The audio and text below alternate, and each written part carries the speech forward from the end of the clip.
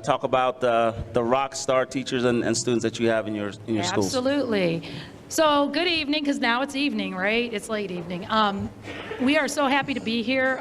We were asked by Dr. Sampson to come and kind of share some good things that are happening in our buildings. So that's why we are here. My name is Ray BASTOCK. I've been here forever. We won't even go into that.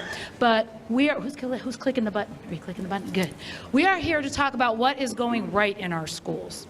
And that's right. We're here. This is the best part, curriculum and instruction and what is going right in our schools, right here. So we're here to talk about, I'm too short, Mr. Hardy. We're here to talk about how we are in the process of creating excellent schools. Oh, cool.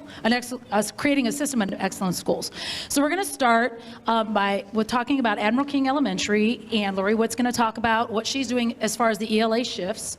Then we're going to go to Megan Young, and she's going to talk about her school, Garfield Elementary, and the writing focus she put into place to help her scholars and her teachers. Then we're going to move to Helen Steiner Rice Elementary with Brandon Easton, and he's going to talk about how important instructional rounds and feedback has been in his building. And then I will finish it up at Longfellow Middle with how we have incorporated weekly data meetings for our teachers and our scholar success. So here we go, Lori. Here we go. Well, good evening, everybody, and thank you for sticking around. I am Lori Witt. I am the proud principal of Admiral King Elementary, where I boast that we have some of the best teachers. Whee! Yes, they're all here. So at Admiral King Elementary, our motto is we do whatever it takes, and we do that on a daily basis. I don't know who's clicking. So at the beginning of the school year, we took a look at our OST results from last year to kind of determine where our bright spots were, as well as where our areas of urgency are. At just a very cursory glance, you can kind of see that our scholars had not met any of the indicators on last year's report card. So we wanted to really focus on who were the scholars in our building and what were their needs. And so we recognized that last year's third graders, which are this year's fourth graders, 77.1% of them were below proficient when it comes to ELA. And then, I don't know who's my click. We saw that same trend for our current fifth graders.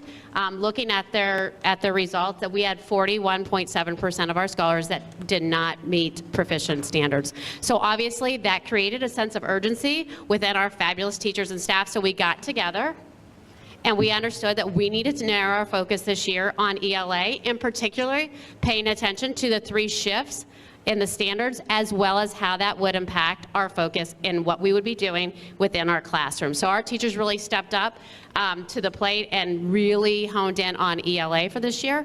So the first part of the year, we took a really intense look at that first shift, ensuring that our scholars are practicing regularly with complex text and with using academic language. So what they did is we become very critical consumers of the text that we are putting in front of our scholars, and we evaluated every piece of writing that went through them in 2 different lenses. We looked at them qualitatively using a multi-tiered structure system, looking at the text structure, the language features, the purpose, and the knowledge demands. I have brought with me, if anybody would like to look afterwards, I do have the publication from ODE that talks about text complexity, as well as the model that is used to be able to evaluate text and should it be in front of our scholars or not. So as we started making sure that what was in front of our scholars every day was complex and worthy of being there, we started to focus on that second shift of ELA, which is ensuring that our scholars are reading, writing, and speaking in regards to text. So according to the Ohio Department of Education, lots of times what we see in K-12 is writing is based on background and opinion. And what that leaves is gaps in learning and opportunities for our scholars, and does not set them up for success in career, life, and college. So our teachers, we took a really intense look at what we were doing within our writing and making sure that we were writing to prompts. I want to share with you an experience that kind of brought our staff together and made us understand the importance of paying close attention to this second shift in ELA. I was called to a classroom, and the teacher was frustrated, and one of our very young scholars was frustrated and kind of crying. I said, okay, so I went in prepared to have my principal face on, right? And you're gonna do this and that. And so I said, so what are you doing? And she said, well, they were writing, and the prompt that was given that day was, do you want to, what do you prefer, breakfast or dinner? And so for many of us who have that background experience and that schema developed, might be an easy topic to write upon. But for this scholar, she didn't have that schema. Her background knowledge was not differentiated between, like, what do you eat for breakfast? What do you eat for dinner? What are the rituals and routines? So with not having that shared experience and that common understanding, it put that scholar into a position of frustration and behavior. And I gotta give a huge shout out to the teacher in that classroom. And so we talked about this and where that came from and made some curriculum shifts and ensured that what we were doing went on to like Goldilocks and the Three Bears, and something that we could provide that shared experience, and then that scholar was then successful in her next writing opinion piece. So that was part of the journey into the second shift. So as we were able to understand that text complexity and then writing and speaking to text was important, we started to then turn our attention to the third shift in ELA, which is building background knowledge through content-rich nonfiction. So as we look at the background experiences of our scholars, and we realize that it is important that we immerse them into great experiences, that they are building a general knowledge of what is happening not only here locally, but around the world, and giving that through text. Text is a way that we can level the playing field for all of our scholars by providing that shared experience and giving that same background. So no matter where you live, no matter what your experiences are in life, you can still engage in that writing process and have that same shared experience. So what you see up there are some of the texts that our scholars have engaged in this year. Very high quality. They were purchased with our building level instructional funds because it's something that we believed in for our scholars to make sure that they were engaging in high quality text. So we are continuing to move forward with our focus on ELA and studying those shifts and continuing to move our scholars forward. And I'm just really excited to continue this move forward with our amazing teachers and staff. So I thank you very much for allowing me to share about Admiral King. And at this time, Megan Young from Garfield is going to share with you their journey through the writing process. Okay, so Garfield Elementary has had a huge focus this year on writing, and writing again in response to text. Lori talked about that a little bit also. But with college and career readiness, there are two anchor standards. So the first one is basically all wrapped around writing opinion pieces, and then the second one is writing about informative and explanatory text. So from pre-K all the way up through 5th grade, we've had a very strong focus in mainly opinion writing, and then for grade 3, a heavy focus on informative and explanatory writing based off of text. So from the beginning of the year, we have put the Ohio State rubrics for grades 3, 4, and 5 in front of our scholars so that it's very clear as to what the expectations are to receive a 10-point answer on the OST. And on the right there, you see a opinion writing rubric for grades K, 1, and 2, which models directly after the OST. These are very important rubrics because we use those cross-curriculum. So our social studies, when we're teaching in social studies, we'll use those also when we're doing writing with our students in the classroom. So why a writing focus? It's amazing to see the growth from when we began this journey in September. Some of our kindergarten students all the way up through 5th grade were writing like 1, 2 sentences with very, very little depth to any of the content that they were putting in their writing. But as you can see here, from every classroom that we go into, there's a huge writing focus that's connected to the rubrics. We have students on Google Classroom practicing daily, typing their responses because that's what they're going to be expected to do in a couple weeks on the OST. Hold up. Go back, sorry. And then you can just see also just throughout our entire building, showcases, bulletin boards, we're always highlighting the exemplar work that our kids are doing. So lots of credit goes to our teachers for just putting a huge focus around writing in the classrooms. This, I think, is a great example to show you because that is 2 different examples of kindergarten writing. Our teachers, again, I mean, the amount of focus that they put with, these are 5-year-old children writing like 2-page responses to text. One of them is around their favorite habitat, and the other one they read a story about my best pet, and then they had to write an opinion piece about what their favorite pet was. And on this page a little higher up, our 2nd graders read a story just last week on pufferfish. And Miss McDaniel, who is our Dean of Academics, was in the 2nd grade classroom with Miss Schuneman, and they dug really, really deep into the story, pulled a lot of vocabulary and built some background knowledge. And students performed and did a really awesome job writing a piece, explanatory text about the story that they read there. And the other side on the left side is just an example of some of our 5th grade writing. So again, we're just very, very proud of the effort that our teachers have put in place. Our scholars are very, very proud of their work, and we're just excited to see how this shows up on our OST when our 3rd, 4th, and 5th graders go ahead and tackle that in the next couple weeks to come. So next we have Brandon Easton, rapper Brandon Easton. He is going to come up and speak on instructional rounds. Yeah, I already heckled half the teachers from my school who left early. So like I said, my name is Brandon Easton. Well, I didn't say that, but Miss Young did. So first and foremost, I'm the one up here presenting for Helen Steiner Rice, but I feel like a lot of the work and the stuff that I'm going to be showing and sharing really is a shout out for the teachers and everything that they do every single day at Helen Steiner Rice. So the thing that I'm going to specifically speak on is instructional rounds and feedback, and as it pertains to Helen Steiner Rice. One thing to keep in mind, instructional rounds are happening throughout the entire district. So like I said, I'm just speaking specifically for Helen Steiner Rice.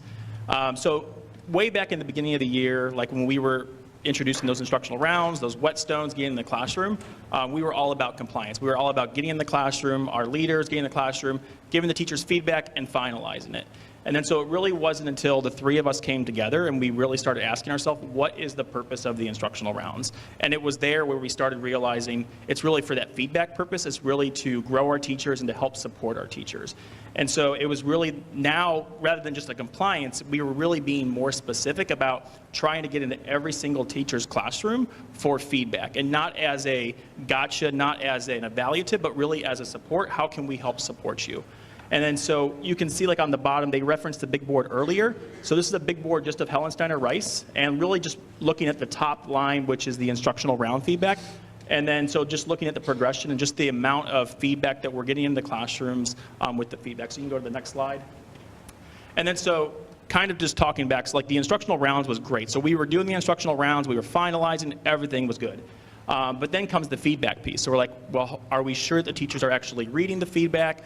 And then so now we were trying to be more purposeful with that feedback. So coming back to making sure that we're supporting our teachers and we're coaching them as much as possible. So what we started doing is actually, before we left the classroom, printing that feedback off for them, putting it in their box, and then scheduling a one-on-one debrief with them.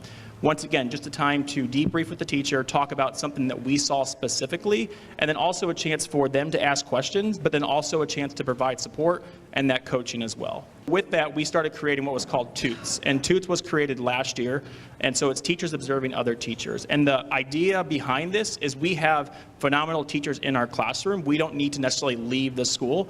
We can showcase what we have.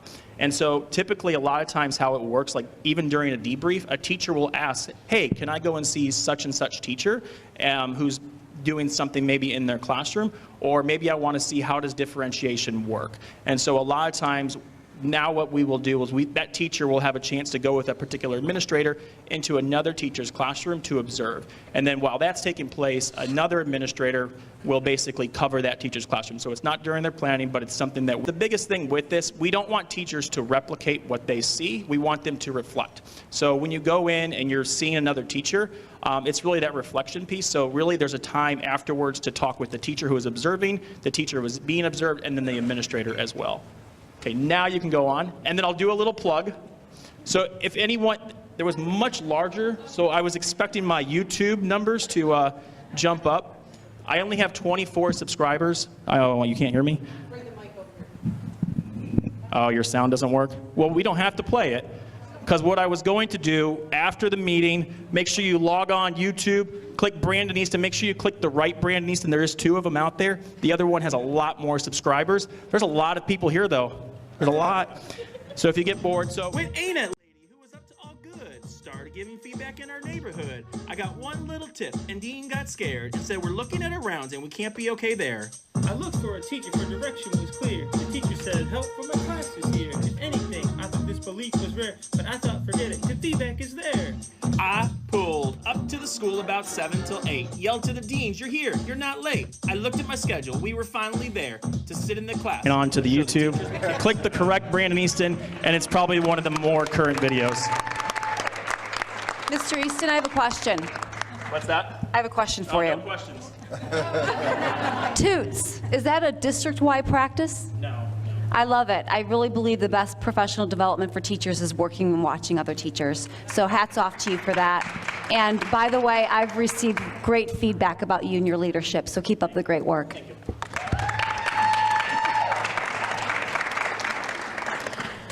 So I am Ray BASTOCK. I'm from Longfellow Middle, and I'm kind of glad his video didn't work because I didn't know how I was going to like come up after that because I don't have that ability at all.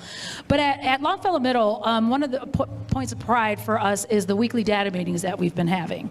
And for those of us who have been here a long time, they take place at the good old TBTs that the Ohio Improvement Process made us do for a long time. But we really took this to heart, and I have to give all shout out to my dean, Andrew Hoffman, because he runs them, and he is awesome, and he has made our building very focused on instruction.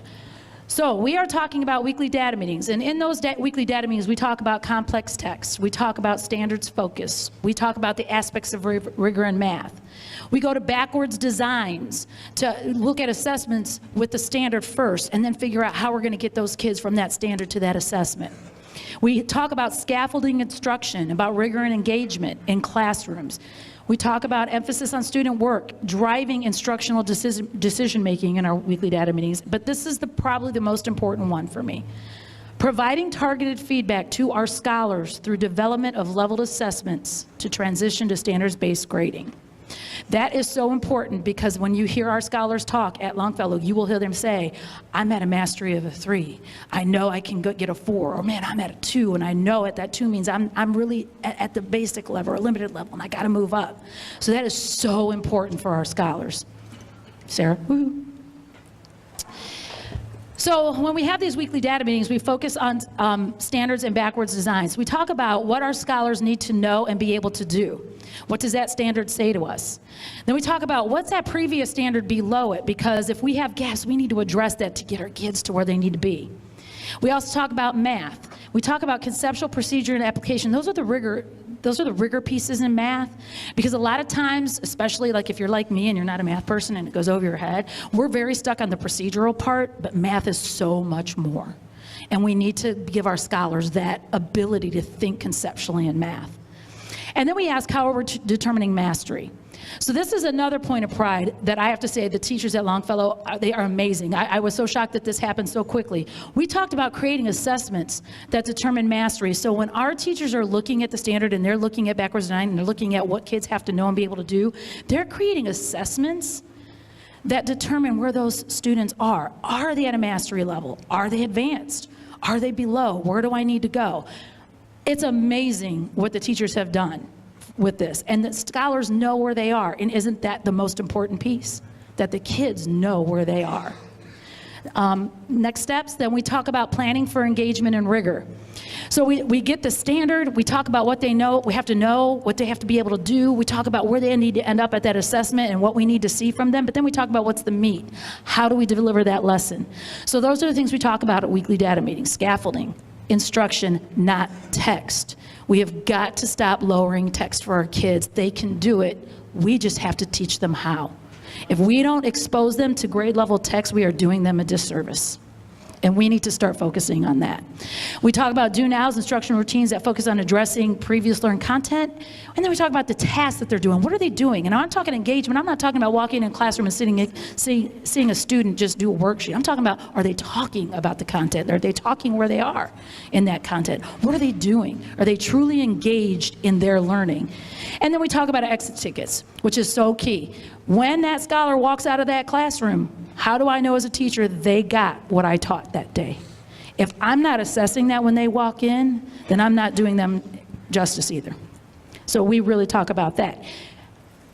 So before I go, because Allison is not getting out of this, Allison Warfield, she is one of my rock star teachers. I'm going to have her just give a little bit of a testament about how the weekly data meetings have helped her and what they talk about in those meetings. Thanks, Ray. So I have been fighting a cold and flu and all that other good stuff that goes around schools for like a week now. So pardon my voice if you can't hear me. But one of the things that we did at one of our weekly data meetings last couple weeks is we took an assessment that our English department gave our students on writing an argumentative response, very similar to the OST.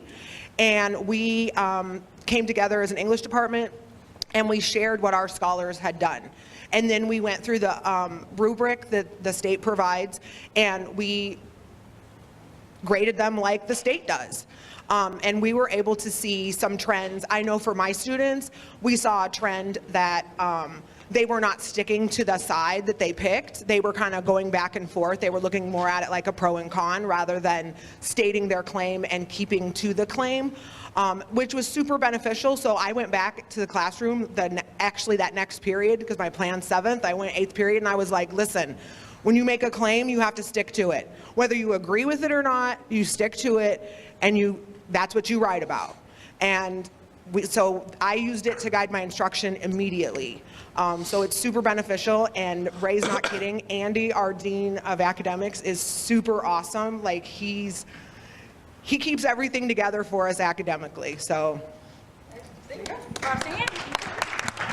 So to finish up, we talked about how we see success at Longfellow. One of the successes we have is that 60% of the classrooms visited by TNTP had lessons that were mostly aligned. And you look at 60% mostly in line, you're like, but if you really think about it, and if you're a teacher sitting in here, you know those standards are not easy. And to hit those are not easy. It takes work. So when you hear that standards aren't aligned, or lessons aren't aligned to standards, it's hard. It's a hard thing to do. It's hard work. So we were excited for 60%. That means our teachers are growing in their profession. And that's why we titled this Perfecting Our Craft, because that's what we're doing. So we were very excited to see that. And the last slide up there, we gave 2 surveys to Longfellow staff. One survey was on kind of like where we're going for next year. And one survey was asking the question, what academic successes have you seen? So the comments in the blue are the ones that we asked, what successes have you seen? And if you read those, they're very powerful. And I love the last one, academics have become more rigorous and student-based. That made me so excited to see that. And then on the other side, we asked, we gave to our staff, we said, here's what we're doing next year, what do you think? And the squares are like, what squared with you? Like, what resonated with you? What do you, what is going on that, like, in your heart that you know that you've been doing? And that was exciting too. If you see, do now, exit tickets, but that third bullet, I have seen a clearer picture of what scholars know and understand and can articulate through do nows and exit tickets. That is powerful. It's powerful for kids, and it's powerful for teachers.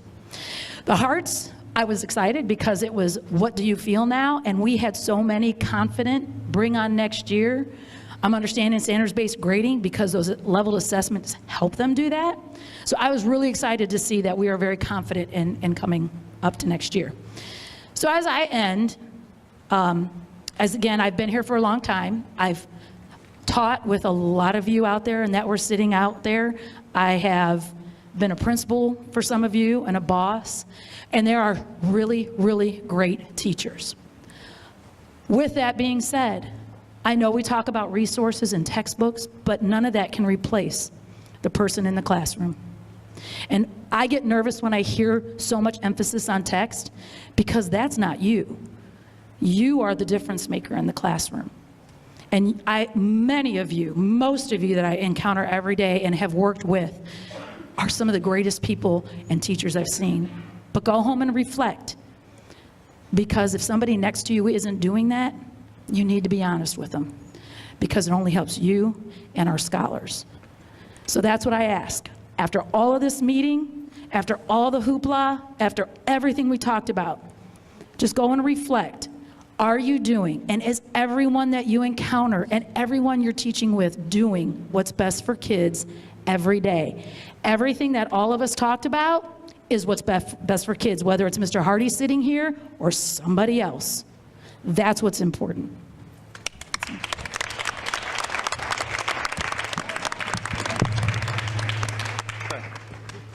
I'd like to thank the